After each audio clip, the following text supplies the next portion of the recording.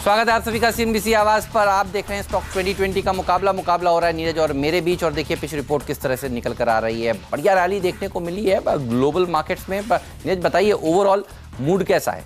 देखिए overall mood अच्छा है, दो रीजन से कि एक तो जो ट्रेड टॉक्स चल रही है उसमें बयान ये निकल के आ रहे हैं कि काफ़ी हद तक बातचीत सेटल हो चुकी है, थोड़ी चीज़ें और हैं जिस पे काम होना है और उसके बाद इसके डॉक्यूमेंटेशन का काम शुरू हो सकता है, तो वहाँ से अच्छी खबर है। दूसरी अच्छी खबर ये है कि जॉब डेटा यानी अमेरिका में जो कितनी नौकरियाँ क्रिएट हुई हैं वो जो अनुमान था 1,86,87,000 के आसपास का, उससे कहीं ज़्यादा 1,96,000 जॉब क्रिएशन आया। तो वो एक जो दिक्कत लग रही थी, तमाम आशंकाएं थी कि इकोनॉमी में थोड़ी दिक्कत है, वो वहाँ से खारिज होती हुई दिख रही, वो बड़ा पॉजिटिव था, इसलिए वहाँ पे तेज़ी बनी। तीसरा ये है कि ट्रम्प साहब ने फिर से एक बार साफ तौर पे कहा है कि फेड को रेट कट करना चाहिए क्योंकि इकोनॉमी को ज़्यादा पैसे, ज़्यादा लिक्विडिटी और सस्ते कर्ज की ज़रूरत है। अभी इतनी दिक्कत नहीं है इन्फ्लेशन की कि आप बार बार रेट बढ़ाने की तरफ इशारा करें। तो ये भी एक बहुत पॉजिटिव है। अगली फेड की बैठक में नज़र रहेगी कि हाँ किस तरीके से चीज़ें होती हैं। क्रूड को लेकर के आपको दिख रहा होगा कि $71 के आसपास क्रूड ब्रेंट पहुँच रहा है। ये चिंता की बात इसलिए नहीं क्योंकि इसके पीछे वजह एक तात्कालिक वजह है कि लीबिया में क्राइसिस चल रही है, वहाँ पे आपसी ग्रुपों में झगड़ा चल रहा है, उसकी वजह से शायद सप्लाई डिस्टर्ब ना हो, इस वजह से क्रूड में थोड़ी तेज़ी बनी हुई है। इसको लेकर के बहुत कहीं से कोई बड़ा डिटेल्ड कनेक्शन नहीं जोड़ना चाहिए, तो इसलिए मैं कह रहा हूँ कि संकेत आज ग्लोबल मार्केट से बेहतर दिखाई दे रहे हैं। बिल्कुल, और खुलते ही बाजार पहले एक घंटे में ऑल टाइम हाईज को भी छू देगा। देखिए 11,761 ये था ऑल टाइम हाई जो हमने कुछ दिनों पहले बनाया था, सेलिब्रेट किया था, उसके बाद वहाँ से नीचे आए थे। लेकिन हम आपसे कह रहे थे कि ऑल टाइम हाईज लगाने का सिलसिला निफ्टी का जारी रहने वाला है, तो तैयार हो जाइए आज फिर एक नए ऑल टाइम हाई निफ्टी पर लगाने के लिए और तेजी करने के लिए। और कच्चे तेल में तेजी होगी तो फिर आप देखिए कौन सी कंपनियों को फायदा होगा। डॉल्फिन ऑफशोर को, ड्यूक्स ऑफशोर को, ऑयल कंट्री ट्यूबुलर, सेलान, ये 4 स्टॉक्स हैं जो मैं एक साथ अपनी टीम में आपके सामने रख रहा हूं। और ये ऑफशोर स्टॉक्स आज बढ़िया प्रदर्शन दिखाएंगे। याद करिए पिछले हफ्ते हम ये कह रहे थे कि ये 70 के ऊपर निकलेगा, पूरे चांसेस हैं। और इससे आपको ये समझना चाहिए कि ट्रेड टॉक्स के ऊपर जल्द सहमति बन रही है। कच्चा तेल इसको फैक्टर इन करना शुरू कर रहा है। देखिए खबर से पहले ही दरअसल किसी भी कमोडिटी में या फिर किसी भी इक्विटी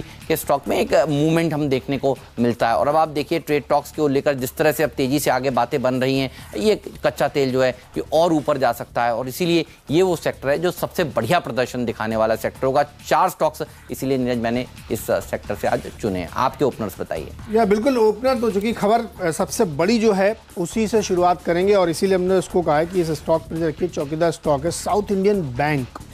देखिए बहुत ज़बरदस्त एक घटना हुई शुक्रवार को। घटना ये हुई कि इंडिया बुल्स हाउसिंग फाइनेंस और लक्ष्मी विलास बैंक का विलय हो रहा है। और आपको याद होगा पिछले पूरे हफ्ते में कम से कम 4 बार हमने इंडिया बुल्स हाउसिंग को अपनी टीम में रखा था और कम से कम 150 से पौने 200 रुपये आपने उसमें बनाए होंगे। कहीं ना कहीं अंदाज़ा लग रहा था कि कुछ बड़ी डील की तरफ इशारा है और उसका फ़ायदा उन दोनों को होगा। और लक्ष्मी विलास बैंक का जिस रेशियो में मर्जर हुआ है उसमें अभी भी 30-35% की अपसाइड की गुंजाइश बनती हुई दिख रही है। तो जो छोटे छोटे बैंक हैं उनको ज़बरदस्त फ़ायदा हो रहा है क्योंकि वही अप फॉर सेल जिसको कहते हैं ना, बिकने के लिए तैयार है। साउथ इंडियन बैंक बिल्कुल वैसा ही बैंक है। इस तरह के और छोटे छोटे बैंक हैं जहां अच्छी खासी तेज़ी बनेगी। और चूंकि लक्ष्मी विलास बैंक में अभी भी अपसाइड की बहुत गुंजाइश है, सर्किट मार सकता है। हमें लगता है कि ऐसे तमाम बैंक, साउथ इंडियन बैंक है। अगला स्टॉक भी इसी से मैं आपको बता दूं, जेके बैंक में भी नज़र रखिएगा। ये तमाम वो छोटे बैंक हैं जहां पे बड़ी रैली आज बनती हुई दिखेगी। करूर वैश्य बैंक में भी नज़र रखिएगा क्योंकि ये सब ऐसे बैंक हैं जहां पे बड़े लोगों की नज़र है। कोटक का मामला चल रहा है, उनकी जो प्रोमोटर इक्विटी है वो अभी तक कम नहीं हुई है। उसका क्या सोल्यूशन निकलेगा अभी तय नहीं, क्योंकि कोर्ट में भी केस है और आरबीआई की तरफ भी है। तो ऐसे तमाम बैंक ये चाहेंगे कि मर्जर के जरिए इसको छोटा किया जा सके। अभी कहना मुश्किल है किसके साथ क्या होगा, लेकिन ये सारे छोटे बैंक इस उम्मीद में, इस होप में बढ़िया रैली आपको यहाँ से बनाते हुए दिखाएंगे। तो इसीलिए मुझे लगता है खरीदारी करके चलिए। साउथ इंडियन बैंक, इसकी खबरें अक्सर चलती रहती हैं, यहाँ पे अच्छी तेज़ी बनेगी। 20 रुपये का लक्ष्य इसके लिए होगा।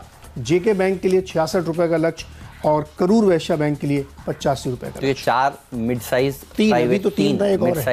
प्राइवेट बैंक्स के ऊपर नजर है और यही सेक्टर है जो दरअसल सबसे बढ़िया प्रदर्शन दिखाएगा। दरअसल ये सेक्टर ऑफ द डे है क्योंकि नीरज ने देखिए सारे शेयर ले लिए, तो मैं इनको कैप्टन चॉइस के जरिए अपनी टीम में लाने की कोशिश करूंगा। लेकिन Tata steel, BSL, Bhushan steel जो कंपनी थी, देखिए उसको टाटा स्टील BSL के नाम से जानते हैं, उस स्टॉक में भी एक अच्छी रैली देखने को मिल सकती है। पिछले कुछ दिनों में देखिए धीरे धीरे इसने अच्छा प्रदर्शन दिखाना शुरू किया है और यहाँ पर कुछ अच्छी खबरों की एक्सपेक्टेशन हम कर रहे हैं, तो फिर 35 रुपये तक के टारगेट्स के साथ इसको भी आज के सत्र में अप्रोच करना चाहिए। आपका चौथा स्टॉक बताइए कौन सा है? देखिए, मेरा चौथा स्टॉक है NIIT लिमिटेड। एक और डील का अनाउंसमेंट हुआ है। NIIT टेक्नोलॉजीज जो कंपनी है और NIIT दोनों एक ही ग्रुप की कंपनी है। NIIT के पास NIIT टेक के शेयर हैं, जिसको बेरिंग एक PE फंड है वो खरीद रहा है। 30% हिस्सेदारी वो NIIT टेक की खरीदेगा NIIT से, और ये डील 2627 करोड़ में होगी। इसके बाद ओपन ऑफर ट्रिगर होगा, उसको लेके आएंगे। NIIT टेक के लिए ओपन ऑफर आएगा और वो 1394 रुपये के भाव पे ही आएगा। लेकिन जो मोटा पैसा है वो NIIT में आ रहा है। NIIT का जो मार्केट कैप है उससे ज़्यादा पैसा इनको केवल इस डील को बेच के मिल रहा है, इसलिए NIIT में ज़्यादा बड़ी तेज़ी बनेगी, इसीलिए इसमें खरीदारी करके चलें। 110 का लक्ष्य, 93 का स्टॉप लॉस।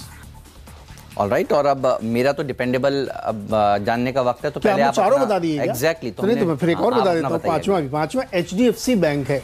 देखिए, बैंकिंग सेक्टर आज सबसे ज़्यादा हाईलाइटेड है। इसको इसलिए चुना है कि इन्होंने अपने नंबर भेजे हैं एडवांसेस के।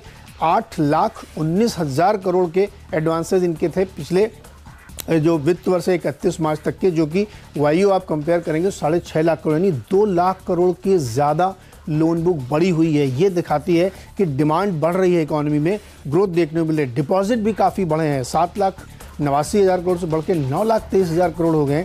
तो काशा रेशियो इनका काफ़ी बेहतर होता हुआ दिख रहा है।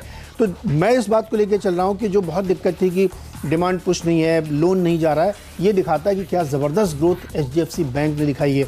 लक्ष्य यहाँ पे रखिए 2350, खरीदारी करके चलिए। और आप बताइए डिपेंडेबल। 10 प्लेट होगा मेरा मिस्टर डिपेंडेबल खिलाड़ी, और ये स्टॉक अच्छा प्रदर्शन दिखा सकता है। इसके नतीजे आने वाले हैं शुक्रवार को। जनरली नंबर से पहले हम एक बड़ा मूव स्टॉक में देखते हैं बनते हुए, और हमें लगता है कि इसके ऊपर नज़र रखनी चाहिए। देखिए, सब लोग कह रहे थे GM ज्वेलर्स के नंबर ढीले आए, और हमने उसको उस दिन ओपनर का दर्जा दिया था।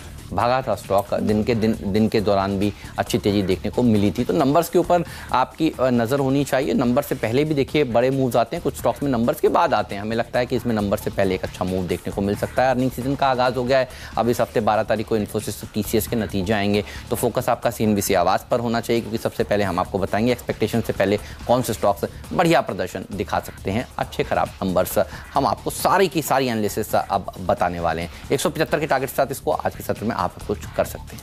देखिए, डिपेंडेबल के तौर पे मैंने DCB बैंक लिया है, और इसको भी नज़र पर रखिए। तमाम छोटे छोटे बैंकों को आज हमने टीम में शामिल किया। शुरू में हमने आपको साउथ इंडियन बैंक बताया, JK बैंक बताया, और इसके अलावा आपको DCB बैंक बता रहा हूँ, क्योंकि ये तमाम वो बैंक हैं जिनमें जनरली तेज़ी इसलिए बनेगी कि बहुत उम्मीद बन जाती है कि शायद किसी बड़े बैंक के साथ इनका विलय हो सकता है या कोई इसमें स्टेक ले सकता है। देखिए, ये सिलसिला शुरू हुआ है, कहाँ रुकेगा पता नहीं, क्योंकि बहुत सारे बड़े बैंक्स अब ये कोशिश में है कि वहाँ ये चीज़ें हों। सरकारी बैंकों में पहले ही मर्जर की थीम पूरी चल रही है, तो प्राइवेट छोटे बैंकों पे खास नज़र है, इसलिए DCB को भी हमने चुना है। बेहतरीन बैंक है, इसने परफॉर्मेंस भी काफ़ी सुधारा है। मुझे लगता है 220 के लक्ष्य के साथ इसमें खरीदारी करके आपको चलना चाहिए। और आज तो ये छोटे बैंकों में दिन होगा। ये तो बिल्कुल थीम ऑफ द डे है। अच्छा, DCB तो FNO में भी है, तो FNO वाले खिलाड़ी भी इसको अप्रोच कर सकते हैं। स्वागत है एक बार फिर से आपका, और बारी है आप फ्री हिट और पिंच हिटर की बताने की। तो फ्री हिट और पिंच हिटर के तौर पे हमने लिया है टाइल कंपनियों को, निटको टाइल और ओरिएंट बेल। इसकी पीछे ठोस वजह है, पिछले हफ्ते आपको याद होगा हमने 2-3 दिन आपसे कहा था कि गोदरेज प्रॉपर्टीज खरीदी, और उसमें भी बेहद शानदार रैली बनी थी, क्योंकि रियल एस्टेट में बेहतरीन तेज़ी बन रही है। आज भी कई कंपनियों के साउथ के जो प्रोविजनल नंबर्स आते हैं बुकिंग के, वो आपको देखने को मिलेंगे, और बहुत ही बेहतरीन होने की उम्मीद है। और अभी आपको हमने HDFC बैंक की तरफ से लोन ग्रोथ बताई, जिसमें से करीब 2,000 करोड़ उन्होंने HDFC से बाय किया है, जो होम लोन होता है बेसिकली। तो हाउसिंग सेक्टर में जो ज़बरदस्त तेज़ी बन रही है, जो रियल एस्टेट में रिवाइवल देखने को मिला है, और आज ही बड़ी बड़ी खबरें निकल के आ रही हैं कि मुंबई में एक बहुत बड़ी मेगा सिटी प्लान की जा रही है।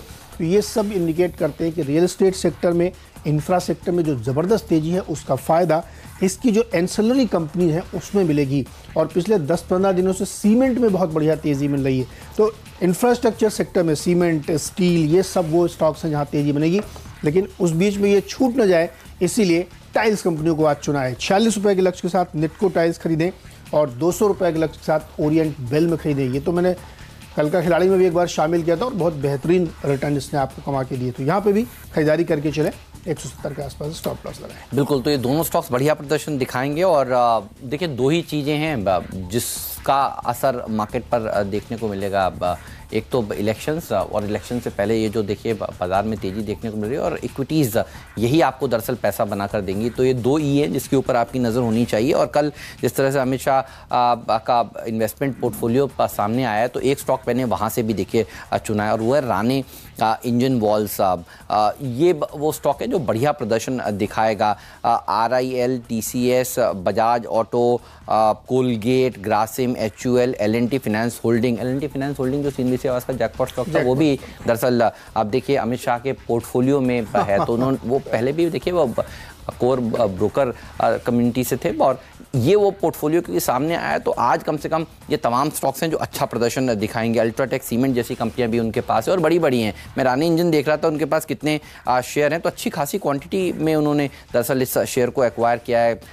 तो आज हमें लगता है ये वो स्टॉक है जो भाग सकता है, इसलिए मैंने इसको फ्री हिट का दर्जा दिया है। 490 के टारगेट्स के साथ इसको आज के सत्र में आप अप्रोच करें। मुरुदेश्वर सिरेमिक्स एक और ऐसी कंपनियां जो भागेगी। नीरज जिस तरह से आपको बता रहे हैं टाइल कंपनियों के ऊपर वो बुलिश हैं। अच्छा प्रदर्शन देखिए इस सेक्टर ने दिखाया है, और रियल एस्टेट में जो तेजी देखने को मिल रही है, अब आप देखिए कितने समय से, सालों से हम सुनते थे रेमंड अपनी लैंड बैंक को डेवलप करेगा, लेकिन अब जाकर देखिए डेवलप कर रहा है, ये इंपॉर्टेंट है। तो इनको पता है टाइमिंग की महत्वता क्या है। और रियल एस्टेट बनेगा तो देखिए ईंट भी लगेगी, उसमें सीमेंट भी लगेगा और टाइल भी लगेगी। तो ये टाइल वाले स्टॉक बढ़िया प्रदर्शन दिखा सकते हैं। तो मैंने उस सेक्टर से मुरुदेश्वर को चुना है। 2450 के टारगेट के साथ इसको अप्रोच